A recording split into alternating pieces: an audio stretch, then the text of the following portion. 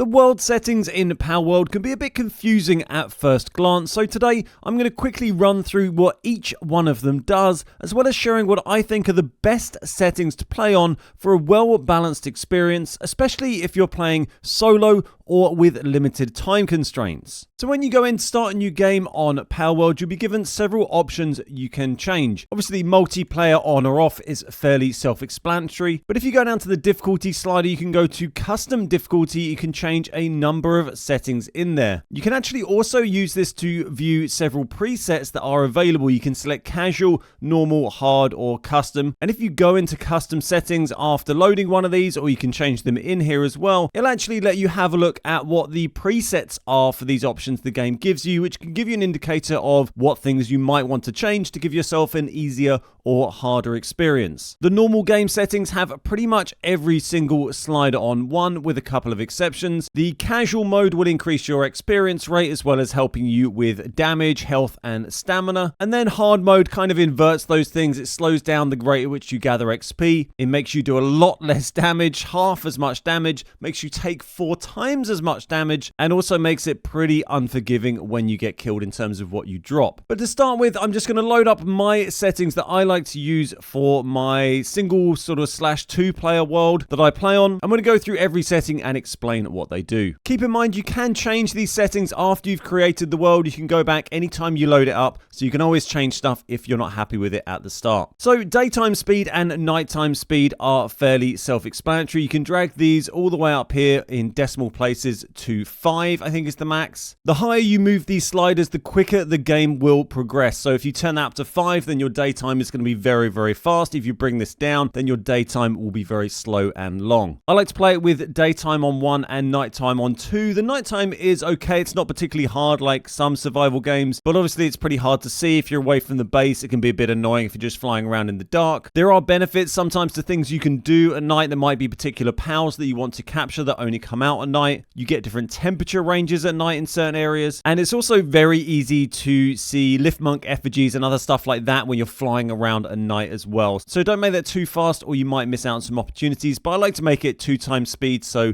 you get a bit of nighttime but it doesn't feel ridiculously long. Experience rate, this is the rate at which you gather experience. I've got it on 3 times, so 3 times XP for everything you do. You can put this up pretty high if you want to. I think 3 is a nice balance for me. It's felt like I've gone through the game with a reasonable amount of challenge without it feeling too cheaty or too grindy. Depending on how casual experience you want or how quickly you want to get through it or how much time you have, you can turn this up obviously as high or as low as you want. I'm not sure I'd want it any lower than 3. For me, that feels like pretty much the baseline. PAL capture rate, this is your effectiveness at capturing pals or your base effectiveness for capturing pals. I just have that set as 1. I think that offers a nice amount of challenge and keeps everything useful. You can turn that right up. It's going to make it easier for you to capture pals if you turn that value up higher. PAL appearance rate, this is how many pals you're going to see out and about in the world, and it says affects game performance, and this is worth keeping in mind for several of these options. They are going to have an impact on performance, and they're probably set around that in the default settings. The more pals you have appear on your map, the more performance hit that's going to have on your game. So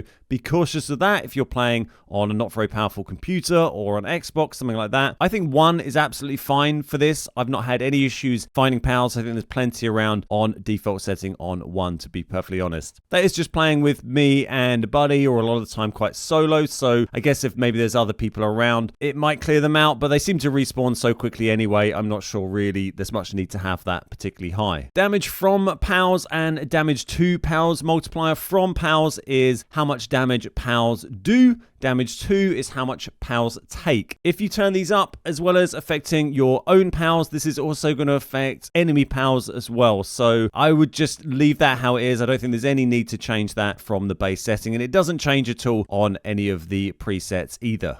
A couple that I would recommend changing: PAL hunger depletion rate and PAL stamina reduction rate. I'm not sure why they're quite phrased differently. This is basically PAL hunger, how quickly your pals are going to get hungry or how quickly their hunger bar is going to drop, and also how quickly their stamina is going to drop. Default is 1. I bring this down to 0.5 for hunger, so they get hungry a little bit less quickly, and bring stamina down a bit so their stamina lasts for a little bit longer. If you turn these settings above 1, then they're going to get hungry very quickly and their stamina is going to drop very quickly. Even with these turned down slightly, you still need to feed them. The stamina doesn't feel like it lasts for any kind of crazy amount of time. So I think these are nicely balanced without making the game feel particularly easy. Pal Auto Health regeneration rate is how much health your pals get automatically over time. And Pal Sleep health regen rate is how much they get from being put in the Pal box to regen there. I just have them both on 1. If you want them to get HP back a bit quickly, if you don't like that 10-minute countdown taking so long, you could turn this one up. But I've not really found that a big deal, so I'm happy to leave that at 1 for the time being. Damage from player and damage to player. I've got these both at 1. This is how much damage you do as a player and how much damage you take as a player. I wouldn't turn that one up unless you want to make it especially challenging. On the hard default difficulty, they've actually got this at 0.5, which is insane considering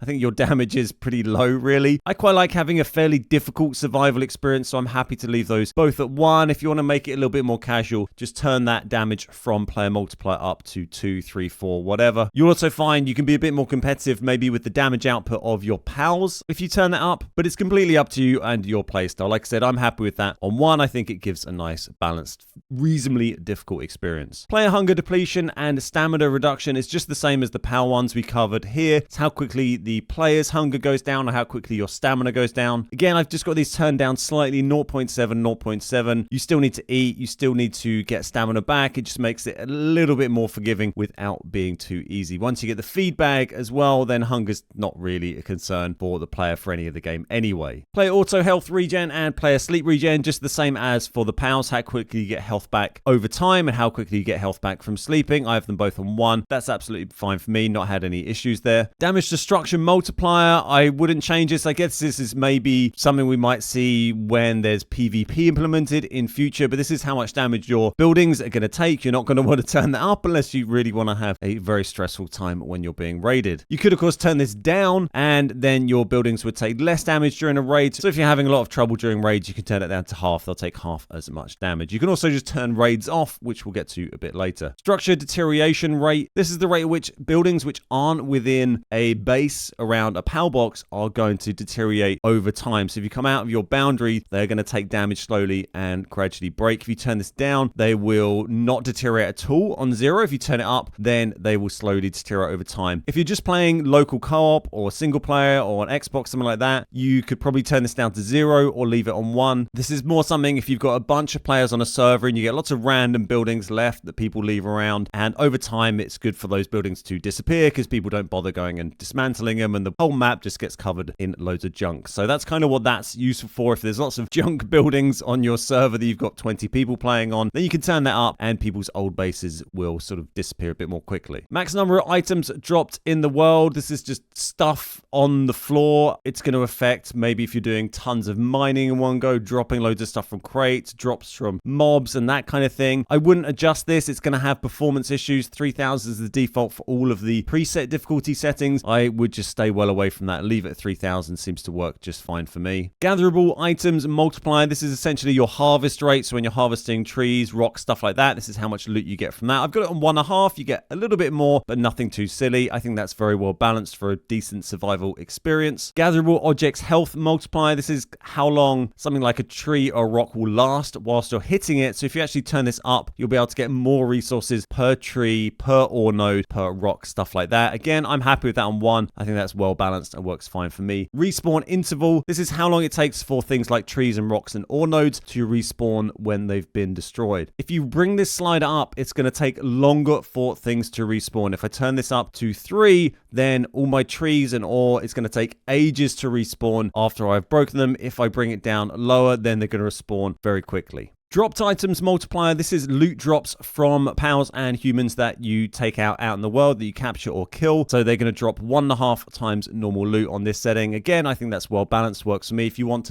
your pals to drop more pal juice, more whatever, when you kill them, more ammo, then you can turn this up and you're going to get a lot more loot when you capture or kill them. Time to incubate massive egg. If you bring this timer down, it's going to incubate your eggs a lot more quickly. If you turn it up, then they're going to take a lot longer to incubate. On the hard difficulty, this is is set really, really high. On default, it's on 2. You can bring it down to 0 if you want your eggs to just insta-hatch. I'm pretty happy with 2. I think the max timer you really get on that is about 1, maybe 2 hours. Most of the smaller eggs are going to be like 10 minutes, which for me is absolutely fine. If you make it 0, then I guess there's no point in any of the heating and cooling mechanics. Raid events, you can completely turn off raids. If you haven't seen raids, some areas you build a base in just seem to not really get raids. They glitch out and you don't get them at all. We had this on our first base. Other bases seem to get raided all the time. If you don't like the raids, you can turn them off. Remember, you can always just turn these off for a bit. You're not committed to having them always off. So if you're finding them annoying at your current level, turn off raid events for a bit and then re-enable them when you're a bit stronger. They can be useful for getting certain resources and for a bit of extra fun. I like having them on. They've not really been problematic as yet. Death penalty is probably quite a contentious one. I like to just have it on default, which is drop all items. You can make it so when you die, you don't drop anything. You just keep all of your inventory on you. So there's just no death penalty whatsoever. You can make it so you drop all your inventory, but not any of your equipped items, which is that setting. You can make it so you drop everything you're carrying, which is what I have it on. And you can make it so you drop all your items and the pals on your team, which is pretty brutal. And that's the default setting on the hard preset. I like this one. A lot of people like having it on no drops. If you want a pretty casual experience, then fine. That's not really for me. If I have that on, it doesn't feel like a survival game at all. It just kind of feels like a mobile clicker timer game. But there is a good argument at the moment for having that on no drops because the game is a little buggy. I haven't really had issues with losing my inventory to bugs yet, but I know plenty of people have. So if you want to run no drops because you're worried that the game might glitch out and you'll die and wouldn't be able to get your stuff back, then obviously that's a valid reason. And it's valid if you just want to play this because that's what you want to do. Is absolutely fine. But for me, I'm happy playing it on drop